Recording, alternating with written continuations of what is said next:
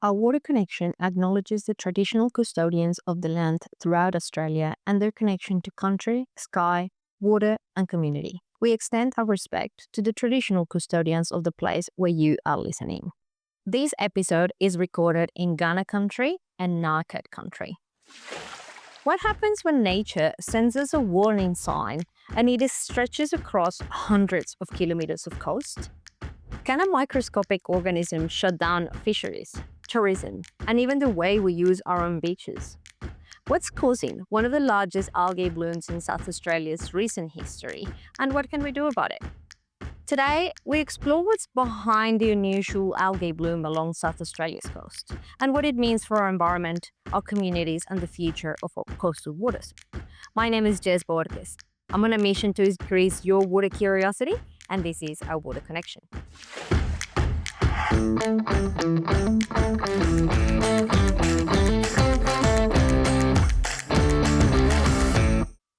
Welcome to this new episode.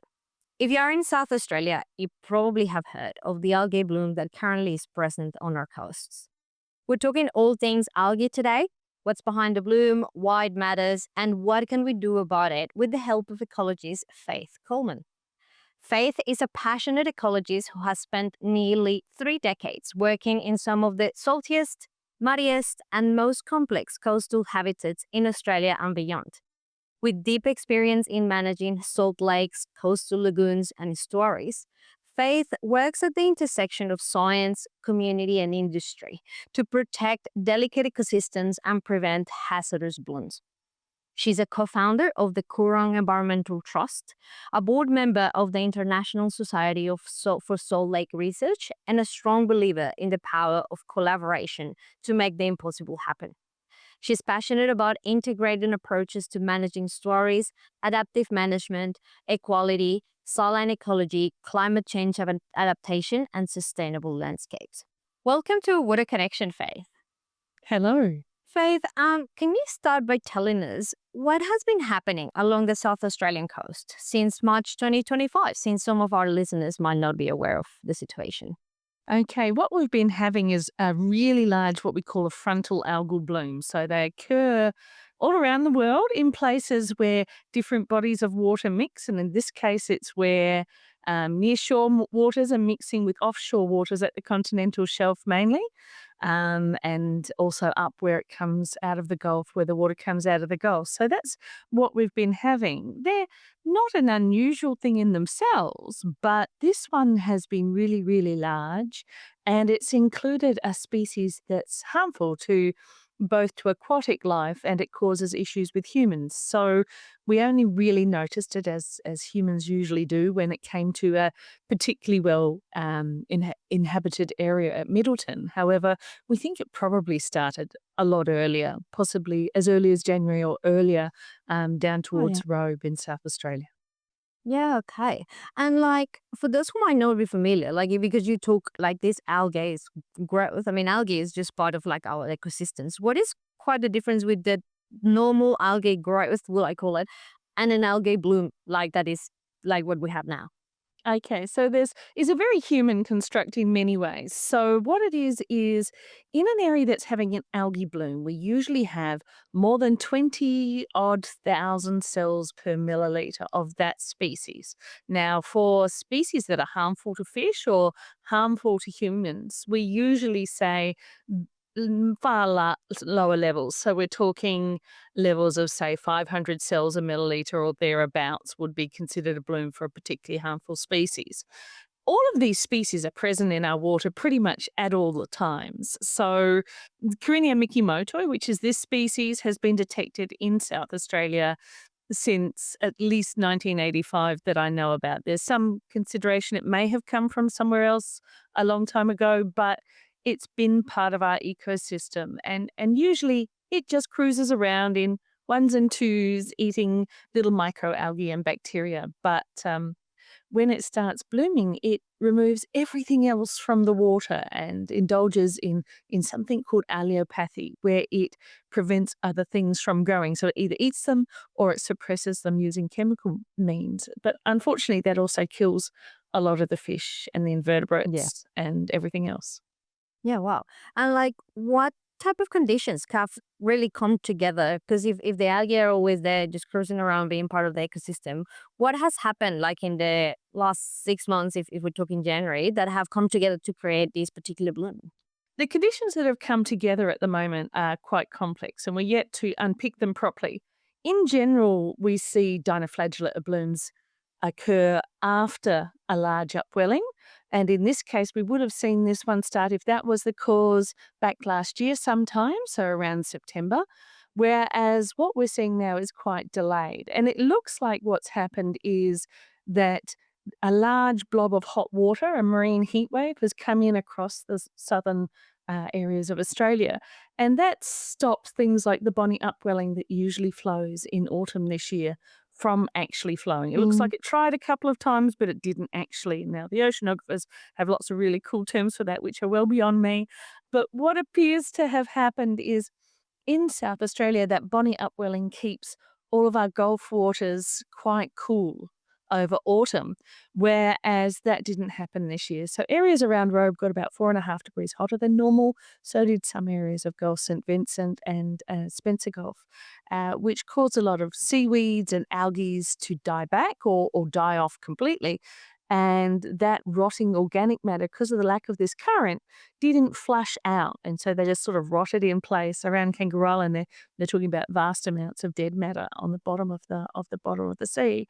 And so this particular little dinoflagellate, which means it's a single-celled organism with two flagella, one of which it wraps around its waist, it likes eating other things. So it seems weird, doesn't it? It's a plant, and yet it eats other things. And so it's what we Yeah. call a mixotroph. So it goes around and eats rotting organic matter in the water, and it eats bacteria, and it eats other algae. And it prefers to do that than photosynthesize. It photosynthesizes when there is no other option or as a substitute to eating other things. And so it's bloomed in this area because those conditions existed and there wasn't the conditions for other species of blooms. We usually see diatoms or something that might be a little less hazardous come up at times when there's suitable conditions. Yeah, and in part of like that organic matter that like has been accumulating there, is that part also coming like from the land, like in these charges of like stormwater or the things that get into the water, or is just kind of what the normal organic matter was then because of those conditions, it just stayed there and started rotting as you were explaining. Well, that could hold true for some really small areas of the bloom, such as the heads of the Gulfs or around the Adelaide beaches, or potentially within some of the embayments over on the various peninsulas. But the thing is, it seems to have started down near Robe, where there is none of those really obvious sources. Yeah. The only thing that seems to have triggered this at that location is this dieback of seaweed, which we really know occurred. And so it's always sensible to not discharge more nutrients than we have to. We know in our oceans there are large dead spots for forming of low oxygen. And we know that's because worldwide humans are driving a shift of nutrients from the top of our mountain ranges into the bottom of our oceans. And that doesn't matter Yeah. which nutrient we're talking about, we're redistributing things to the areas that we want it to be from where it is naturally, and then that is then flowing into the ocean. So generally, there are large dead spots in the ocean caused by land runoff. In this case, we were dealing with a drought. And so Yeah.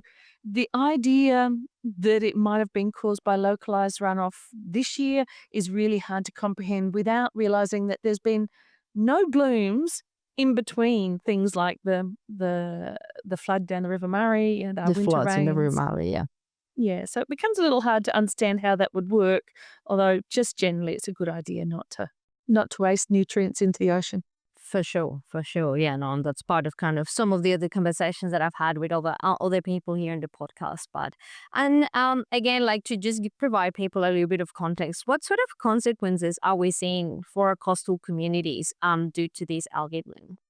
What sorts of impacts are we seeing? So we're seeing pretty much in some areas complete loss of marine life, which is possibly the most extreme. I haven't seen a lot of hazardous blooms that cause death of macrophytes and seagrasses because, of course, that's the thing is not only was that large death due to the warmth, but we seem to now be having deaths due to the blooms. And that's because the Karenia and some of the other related ones are closely related to our brown algae, our macroalgae that we're more familiar with.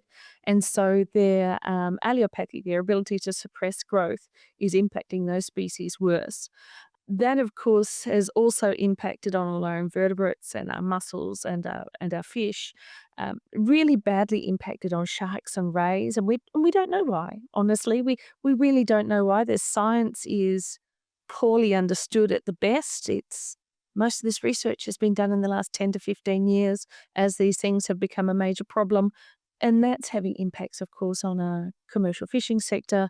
They're all demanding now assistance financially because none of them can catch any fish and they're paying hundreds of thousands of dollars in fees when they can't get anything. It's impacting on our ecotourism. They don't want to take people out when they're going to be struggling to breathe. They don't want to take people out when they're not going to see the animals they're there to see. They don't want to take people out snorkeling when all they're going to see is ooze. And so we've got this series of things that are impacting on our ecology and our economy. Yeah, for sure. And yeah, it's been from like a South Australian resident, it's been like really, really sad to see some of these things. And that's why I wanted to kind of really jump into with you and like learn a little bit more about what is behind this. And Faith, how are scientists and different agencies currently monitoring this bloom? You mentioned earlier, for example, the oceanographers kind of taking a lot of measurements and all of that. Can you just tell us a little bit of how do we know where it's at and how is it changing in time? Okay, so the lead agency in this is a group called PIRSA, Primary Industries, South Australia. And they have an oceanographer in there who mainly does his work by modelling, which has its pros and cons, as I'm sure you're aware. But he's done some really good work on a weekly basis, mainly throughout this bloom. Once he realised it was needed, there was a bit of a lag in the first place between community needs and agency response. But he's actually been putting out a weekly summary of the oceanographic conditions, and he's also been putting out maps of chlorophyll indices. Now, that one's a challenging one because in shallow water, it often represents what's under the water. So you'll see grasses and macrophytes. Less So that seagrass, yeah. makes it challenging. And then it reflects all other photosynthesizing algae. And so when we're talking about bloom species, there's often picoplankton blooms, which are really tiny things of only a micron or 3 across. They often cause a chlorophyll index to be positive. There's often diatoms, which are caused by upwellings, which the copepods eat, which are whales then eat. And so there's often lots of other things that cause chlorophyll to show a strong positive. But it has been a useful tool for them to help map where it's going as long as they compare like last month to this month. But it does mean we miss things. There's a lot of really interesting areas that we're not picking up because we don't have people on the ground. And so that one's challenging. The seafood industry pays PIRSA to do a series of plankton tests every Okay. week or fortnight, and that's really, really useful for them.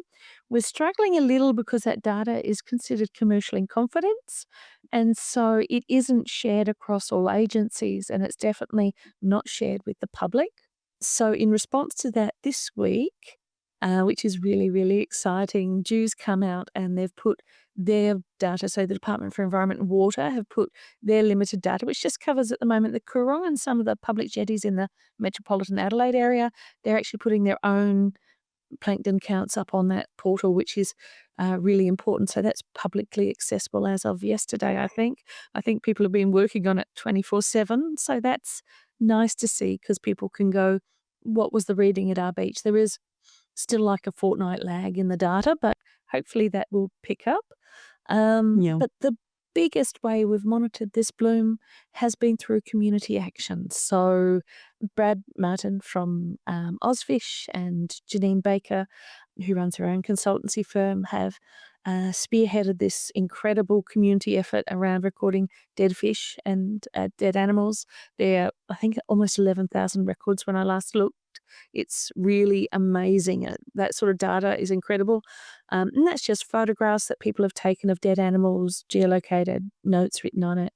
And then Janine and Brad go through and make sure that it is A, dead, and B, that it's likely to be because of bloom and all of those things. So that's really cool. A lot of people brought Coleman and I a series of water samples. And so we've been doing plankton counts for many community members. So we're up to several hundred of those so far. Thankfully, once again, Dew have been doing a lot of the metro area over the last fortnight and also the Coorong over the last fortnight. And so our need to do these is decreasing, which is a relief after 3 months. Has been a long time to do that gratis. So that's all very useful. And there's also a group of community members who are learning to use the microscopes themselves. And I think that's a major thing is when we take knowledge and instead of letting people say to us, it's commercial in confidence, you can't have it, we say democracy needs knowledge. We can't Yes. practice democracy without it. And so there's a group of people who are slowly learning to do their own plankton counts, which is really cool. It is. Yeah, I'm very surprised like that that's kind of the major source of information. I mean, of course, geographically it has been quite spread. So and it's in the front of minds of all of us living here in the area.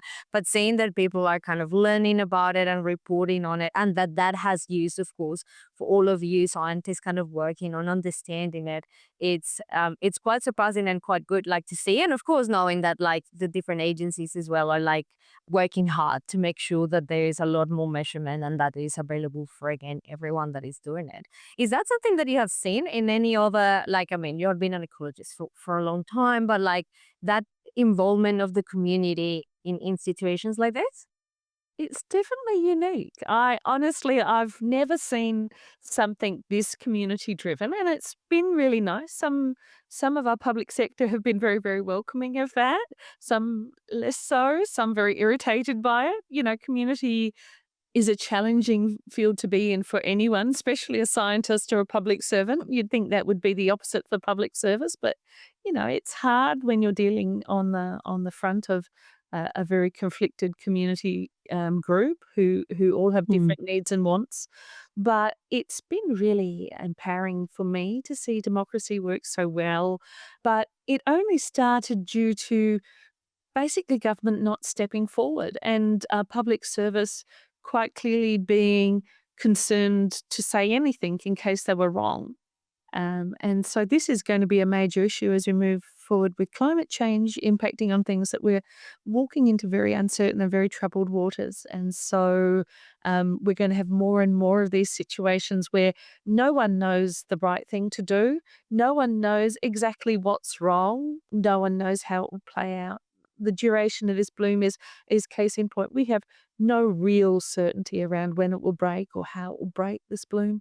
So taking the community along with us, or even better, being led by the community, provides us all with a degree of empowerment, both community and scientists and public sector. And it also allows us all to say, hey, we're in it together and we are going to work this out together. And you can't just look to one source for to be the fount of knowledge. That's true. That's true. I think that's a great. I had some other questions about kind of that intersection of science, policy, and community, but I think we cover it here in a very beautiful and kind of unplanned way. Seeing like how that has been the case in the community. I had a guest recently, Brioni Rogers. She works kind of on the intersection of community and water projects as well. She's from Monash, and she was talking about how important it is, and also how hard it is because community is not a person. Like you can't put a gender, a age, a X, Y, Z characteristics. Is such a wide and broad kind of a spectrum of people that, as you say, some of them will be very happy with this, some of them will not. But like seeing people kind of connecting through these unfortunate circumstances is certainly something that we can take as a positive, I guess, from what is happening. You mentioned earlier, Faith, like we don't know when this is gonna stop. We don't know how it's gonna stop. Is there any type of mitigation that can happen on the way, or is literally just we just have to wait and let nature take its course?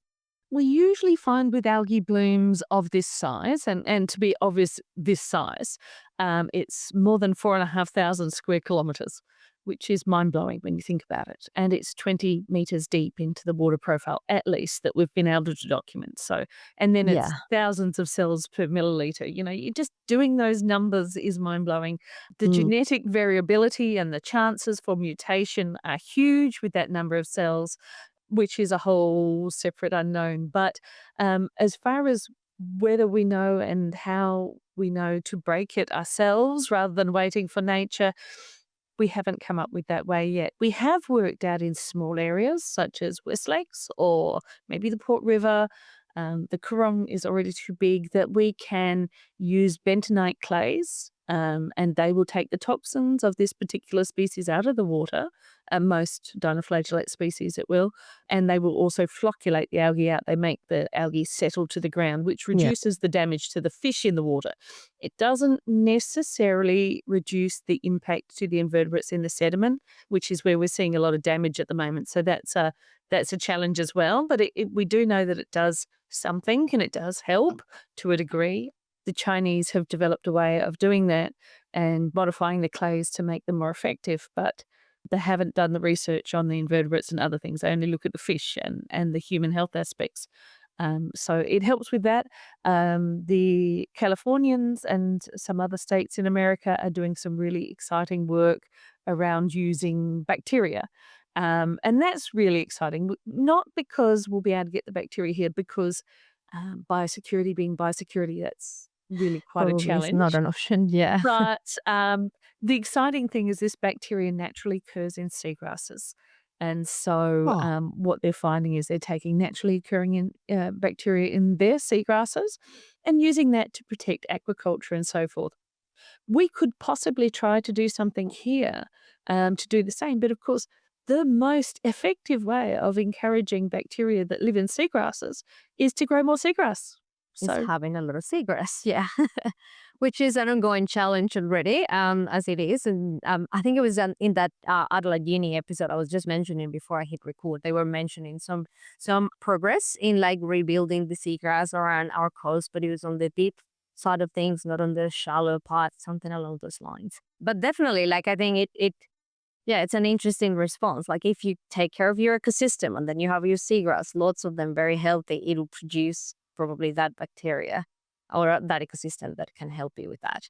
Yeah, interesting. And we like, also wow, yeah, We also find that things like oysters help. Our oyster reefs that we grew seem to still be alive, which is really cool. So far, so good. I mean, that doesn't mean they will be forever alive in this bloom. It is unpredictable, but generally we're finding those amazing oyster reefs that the Nature Conservancy built are still alive. We're finding all sorts of little niches of protected areas where there's mangroves and salt marshes. There seems to be some protection and lower levels of Karenia mikimotoi in those areas with live, very healthy fish. We're finding that areas that are protected, as I said, by large areas of seagrass seem to be better. So, yeah, when we look at the historic record for our gulfs, they were almost entirely covered at the bottom by kilt forests, seagrasses, oysters, pinna, all those things filter the algae out yeah, as well as stop it growing. We are down to, I suspect, less than 20% of the natural distribution of most of those things. If we could get it up to 40%, the science elsewhere is saying that we'd have a chance of stopping a bloom like this. If we could get it up to 60%, that would be far better. To get it up to 80% would be a really big challenge, but it gives us an idea of scale. It is hundreds, if not thousands, of square kilometres of each of those habitats that would need.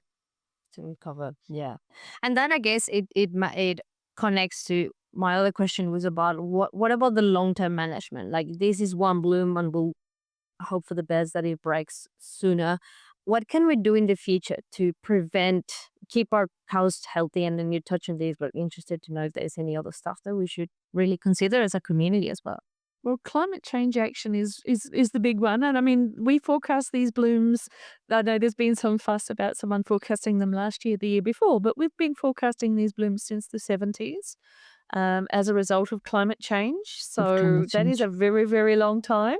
And I suspect we got so caught up in hearing scientists say it's going to happen, it's going to happen, it's going to happen, that we kind of missed it when they started saying it's happening. Mm. It's only a slight change in word and we've just kind of missed it. So A it is very happening. important one, though. It's a very important one. It is happening worldwide. We've got issues in Ningaloo with dugong starving. We've got issues with even more toxic blooms in New Zealand. We've got issues with other dinoflagellates and cyanobacteria right across the bottom of West Australia. We've got the Pacific heat blob up in Europe and in America. The number of hazardous, mainly dinoflagellate blooms that are occurring worldwide is mind blowing. And so most of us are suffering through them as individuals and individual areas, whereas I have a unique position because I get to see right across several countries and several jurisdictions. And so we see these everywhere. And so, Yeah. with that in mind, it's kind of important to get these groups together and say, it's not just you. How can we do climate change together? And so with after climate action, there is things like more transparency around data so individual people can be more prepared and more aquaculture industries can be more prepared and ecotourism people know where to base their operations and so forth. Data is very powerful when we're making business decisions. And then there is, of course, this effort towards restoration of the benthos. And of course, that does two things. It does all of that preventative stuff with the bloom and the addressing the bloom when it comes up. But it's also some of our most powerful ways of sequestering carbon in the world. Carbon. Yep. Yeah, no, for sure. And when you're saying that, like, I think the data part is very important, which now is used for monitoring. Is that something that if we keep monitoring, could we just like foresee when the next one algae bloom could happen and maybe do something about it? Oh yeah, No, uh, that's the really interesting thing, isn't it? We know if we know what species of blooms we're likely to get, we can see shifts in plankton immediately beforehand. And that's really important because we know that healthy areas of marine environments have more diatoms and they have a certain amount of phytoplankton, not too much, not too little. They have the right balance of bacteria and so forth. Whereas when a system is becoming unhealthy, we can see a change in that balance. We could also see an increase in decayed organic matter in those water samples. And so, yeah, you can usually predict within a week or when a bloom is about to start. Some bloom, not these species of bloom, but you can predict it. You can also see which numbers are going up. Usually, dinoflagellates reproduce at a rate of 30 or 40% per day. It takes a lot to get from 1 to 2 to 20,000. And so you usually get some notice in advance that it's going to yeah, happen. that is So coming. that's important. Yeah.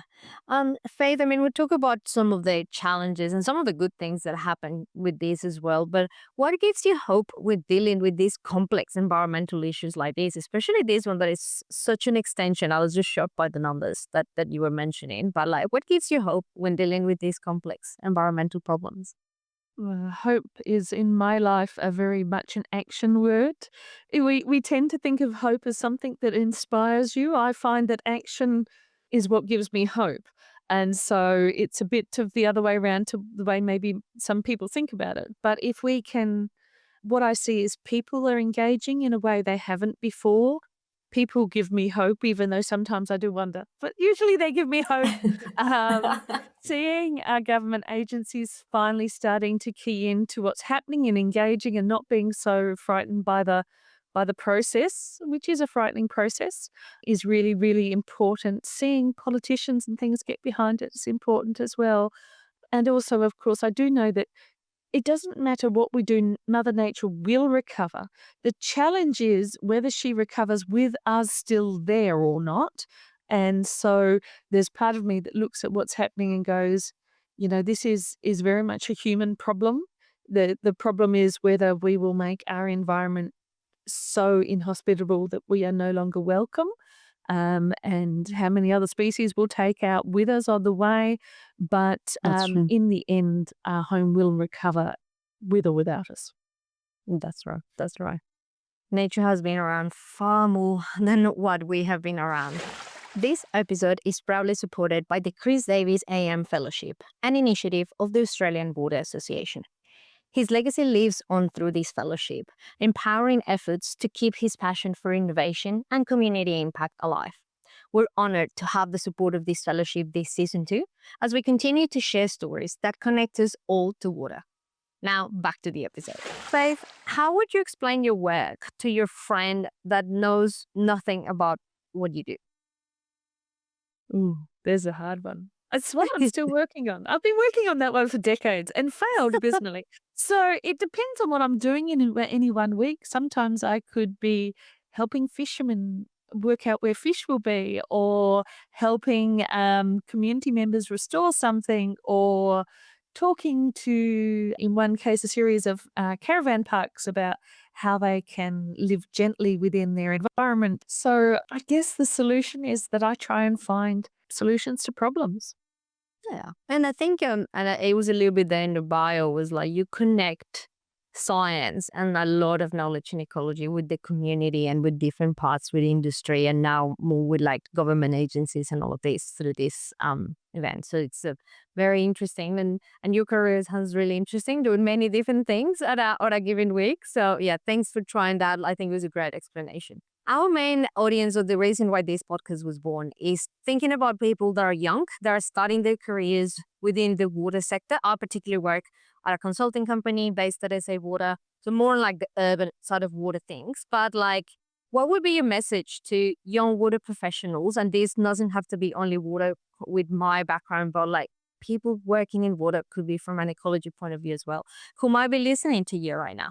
Well, I guess the thing is we can never predict where our careers are going to go. And what is a job now for me wasn't a job when I was small, not in the way I'm doing it now. And so I suspect it's a matter of finding what it is in your life that you can't not do. It's not what you love, it's what you can't not do. And make sure you find a way to do that, because I see so many people start a career thinking it's the right career for them, and then they realize that it's not their calling, and that's really important to do something that you find you really have to.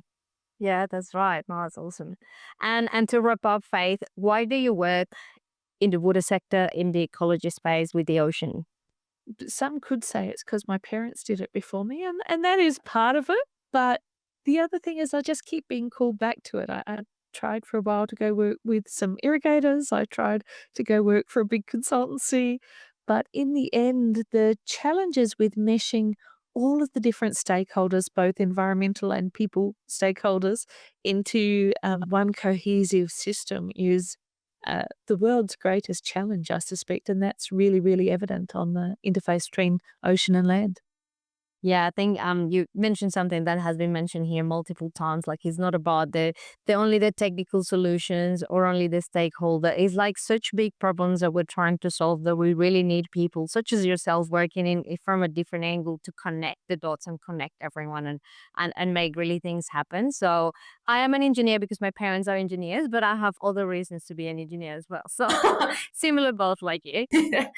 Faith, thank you very much for your time today. I think it was a great conversation to just go through some of the high level questions that maybe people that are not more familiar with this field and with what is happening right now here in South Australia is it's yeah, to learn about that. It was amazing to hear that connection with community and learn a little bit from it, and also hoping that our actions also takes us into a better future. So thank you very much for coming today. Thank you.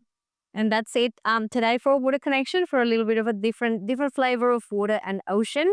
Thanks for being part of our community. Remember that you can send us a message. Just click on the link below and tell us one thing that you have learned today from our conversation with Faith. Don't forget to follow us on your Facebook favorite podcast platform and in social media to stay updated with everything that we're doing. Keep your curiosity flowing, and I'll see you next time.